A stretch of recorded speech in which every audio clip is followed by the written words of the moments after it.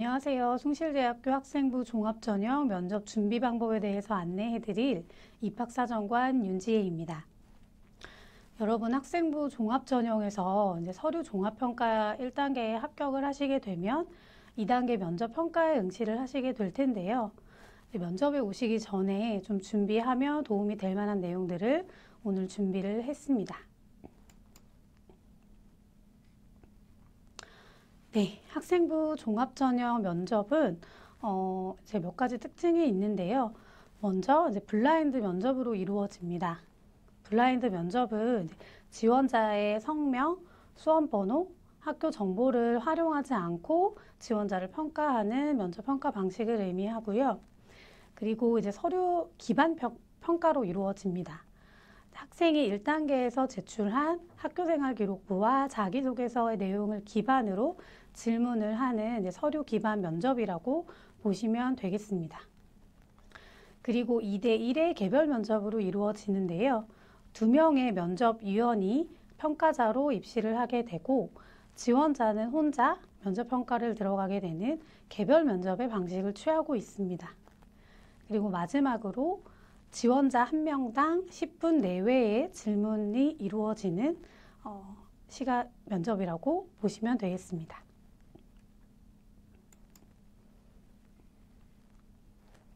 그렇다면 이제 면접 평가의 요소를 보시겠는데요.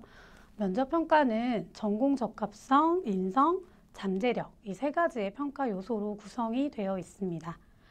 먼저 전공 적합성이 50%를 차지하는 가장 중요한 요소라고 보실 수 있겠는데요. 전공 적합성에서는 이제 전공에 대한 학생의 관심이나 이해 정도를 확인하고 기초학업 능력, 수학 능력을 평가하게 됩니다. 그리고 학생의 이제 학업에 대한 의지, 목표 의지 등을 확인하게 되는 평가 항목이라고 보시면 되겠습니다. 인성은 이제 25%를 차지하는데요. 서류 진위 여부 확인이나 이제 면접 태도를 통해서 활동의 진실성 그리고 기본 소양 등을 평가하는 항목이라고 보시면 되겠습니다. 인성 항목에서는 이제 지원자가 부정적인 의도를 가지고 부모의 사회 경제적인 지위를 나타내는 언급을 했을 경우에 감점 처리가 될 수 있는 항목이라는 점도 유의하셔야겠습니다. 마지막으로 이제 잠재력도 25%의 비율을 차지하는데요. 잠재력에서는 이제 전형의 인재상, 전형 취지의 적합성, 발전 가능성을 평가하게 됩니다.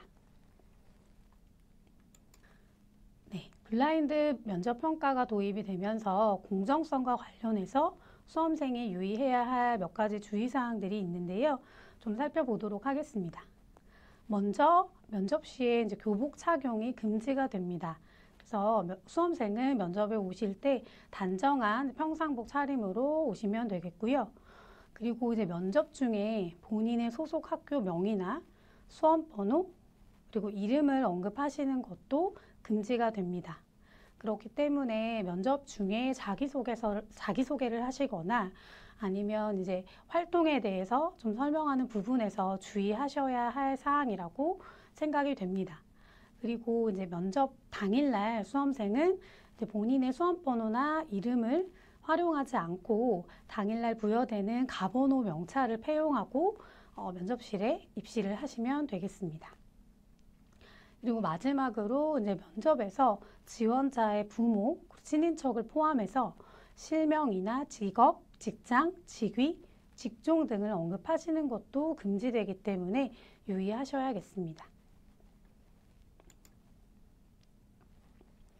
그렇다면 이제 면접을 준비하실 때에 도움이 될 만한 몇 가지 팁을 준비를 해봤는데요.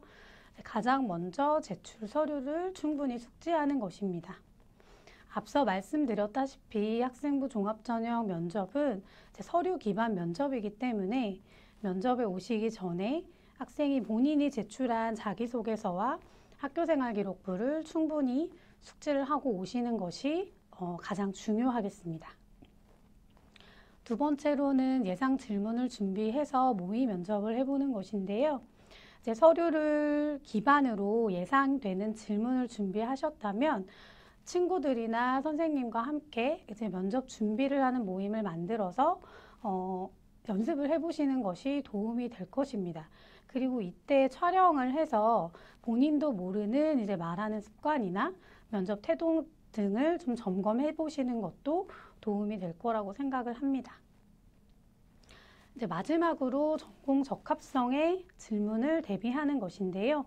이제 전공 적합성이 면접 평가에서도 중요한 평가 요소가 되기 때문에 지원한 전공 분야에 대해서 이슈를 파악한다든지, 이제 학과의 커리큘럼을 살펴본다든지, 또 졸업 후에 또 진로 내용에 대해서 좀 사전에 준비를 하시는 것도 도움이 되실 것이라고 생각을 합니다.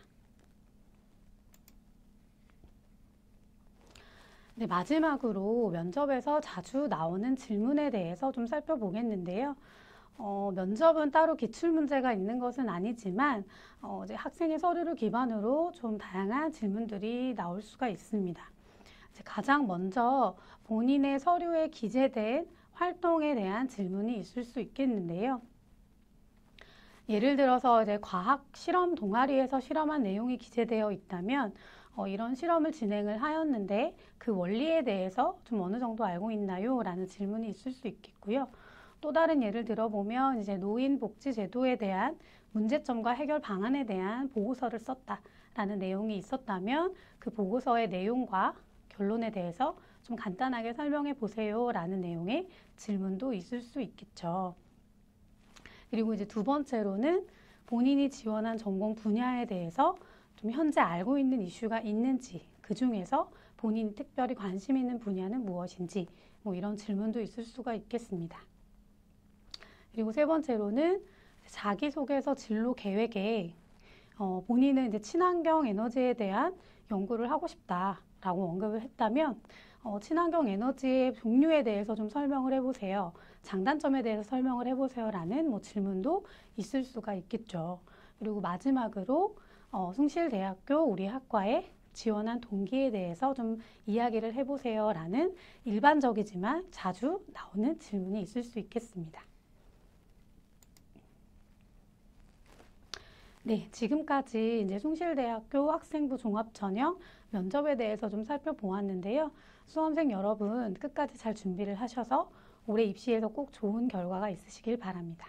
감사합니다.